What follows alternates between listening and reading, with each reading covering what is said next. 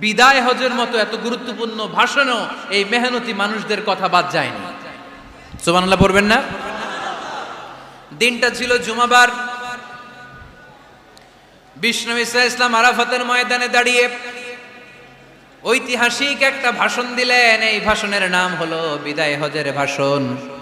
এই বিদায় হজের ভাষণেও খেটে খাওয়া মানুষের কথা বিশ্বনবী বাদ দেয় নাই। বিশ্বনবী বলেছেন, আরিক্কাকুম, খবরদার, অধীনস্থ কর্মচারীদের সাথে খারাপ আচরণ করো না। আতঈমুহুম মিম্মা তাকুলুন ওয়াকসুহুম মিম্মা তালবিসুন, খবরদার, মনে রেখো, তোমরা যা খাবে তোমাদের অধীনস্থ কর্মচারীদেরও তা খাওয়াবে, তোমরা যা পড়বে তাদেরও তা পড়াবে। বিশ্বনবী শেষ নিঃশ্বাস ত্যাগ করে যাওয়ার আগে যেই কয়েকটা কথা বলেছিলেন তার মধ্যে মেহনতি মানুষদের জন্য কথা আছে রাড়াই। বিষ্ণু ঈসা ইসলাম যখন শেষ নিঃশ্বাস ত্যাগ করবেন তিনি বলেছিলেন, আসসালাত আসসালাত, উম্মতেরা, নামাজ নামাজ, নামাজ ছেড়ে দিও না, নামাজ তরক করো না, নামাজ কাজা করো না। আর বলেছিলেন, অমা মালাকাত আইমানুকুম, অধীনস্থ কর্মচারীদের সাথে খবরদার খারাপ আচরণ করো না। যারা কর্মচারীদের সাথে খারাপ আচরণ করে, যারা মানুষের কাছ থেকে শ্রম নিয়ে কাজ করিয়ে টাকা দেয় না, কিয়ামতের দিন তাদের বিরুদ্ধে মামলা দায়ের করবে কে? কে করবে? হাদিসে কুদসি সাক্ষী বিষ্ণু ঈসা ইসলাম বলেন, আল্লাহ তাআলা ফরমান, আনা খাসমুহুম সালাসাতুন আনা খাসমুহুম ইয়াউমাল কিয়ামা। তিন শ্রেণীর ব্যক্তির বিরুদ্ধে আল্লাহ বলেন, আমি নিজেই কিয়ামতের দিন মামলা দায়ের করব। I will be against them in the day of judgment. Three categories of people I will be against them in the day of judgment. তিন শ্রেণীর লোক কিয়ামতের দিন তারা ছাড় পাবে না। আল্লাহ বলেন, আমি নিজেই তাদের বিরুদ্ধে মামলা দায়ের করব। এর মধ্যে এক শ্রেণীর লোক হচ্ছে রাজুলুন ইস্তাআজারা জিরান ফাস্তাউফা মিনহু ওয়া লাম ইউতি আজরা। একজন শ্রমিক ভাড়া করে তার কাছ থেকে কাজ নিয়েছে কিন্তু তার পারিশ্রমিক আদায় করে নাই। এরকম আছে না নাই? দাপট দেখায়, দাপট দেখায় ইউনিভার্সিটির ক্যান্টিনগুলোতে। ইউনিভার্সিটির ক্যান্টিনে যে খায় মাগার বিল দেয় না, এরকম ডাকাইত আছে না নাই? চায়ের দোকানে চা খেয়ে পরে দিমু, বিল দেয় না, আছে না নাই? দোকানে যে পণ্য কিনে বিল দেয় না, পরে দিমু, আছে না নাই? কিয়ামতের দিন আল্লাহ তোর এই মাস্তানি ছুটাবে, চিল্লা এখন ঠিক কিনা? আনা খাসমুহুম, আমি নিজেই তাদের বিরুদ্ধে মামলা দায়ের করব। কথাটা কার? এজন্য বিশ্বনবী বললেন, খবরদার, মেহনতি মানুষ, খেটে খাওয়া মানুষ, এদের দোয়া কবুল হয়ে যায়। আতুল আজিরা আজরাহু ক্বাবলা আন ইয়াজিফা আরাকুহু, খবরদার, বিশ্বনবী বললেন, শ্রমিকের ঘাম শুকিয়ে যাওয়ার আগে তাদের পারিশ্রমিক মিটিয়ে দাও।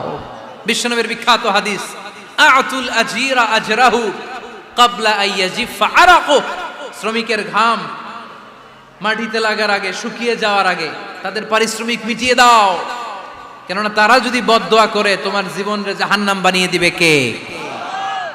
বিষ্ণু ঈসা ইসলাম সব সময় খেটে খাওয়া মানুষদেরকে আগলে রাখতেন। এজন্য সব সময় বিষ্ণু ঈসা ইসলাম শ্রমিকদেরকে ভালোবাসতেন।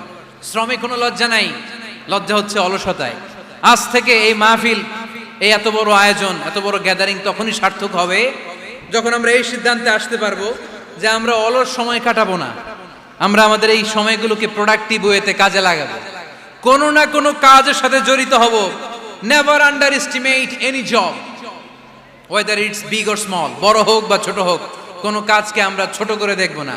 যে কোনো কাজ করো না ভাই, যে কোনো কাজ করো, তা যেন হয় সবার চেয়ে সবচেয়ে সুন্দর। আমাদের অবসর সময়গুলোকে কাজে লাগানোর দরকার আছে না নাই?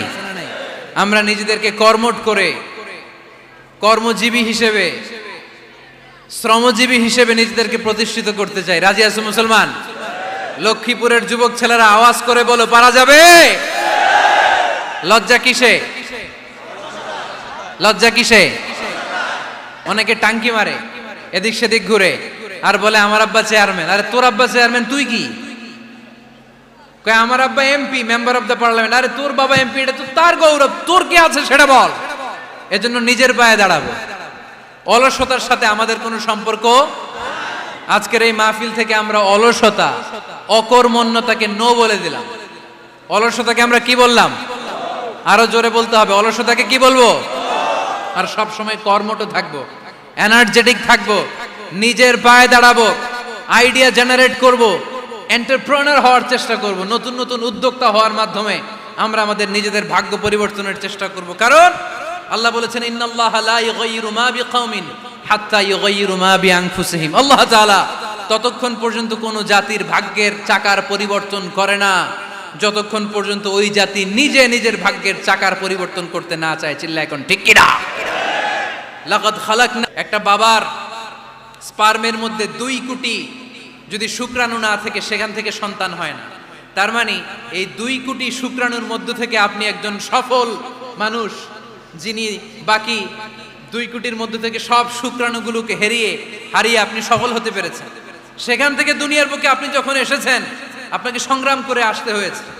যারা সিজারের মাধ্যমে পৃথিবীতে আসে তাদের এই সংগ্রামটা থাকে না, কিন্তু যারা নর্মাল প্রসেসে পৃথিবীতে আসে তাদের প্রচন্ড সংগ্রাম করে প্রচন্ড চাপা খেয়ে পৃথিবীতে আসতে হয়, ঠিক কিনা? কারণ আমাদের সাইজ ছিল অনেক বড়, আমাদের মায়ের যে অঙ্গটা দিয়ে আমরা পৃথিবীতে আসব ওই জায়গাটা ছিল খুবই সরু।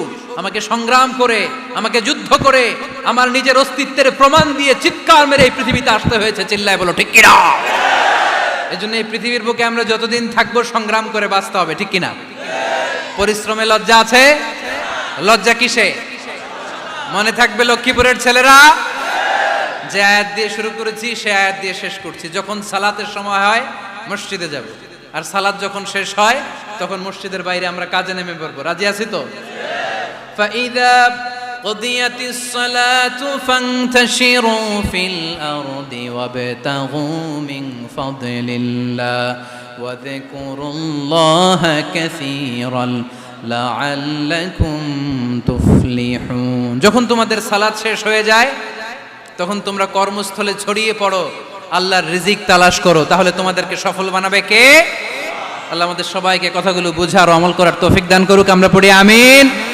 সুবহানাকাল্লাহুম্মা ওয়া বিহামদিকা আশহাদু আল্লা ইলাহা ইল্লা আনতা আস্তাগফিরুকা ওয়া আতুবু ইলাইক।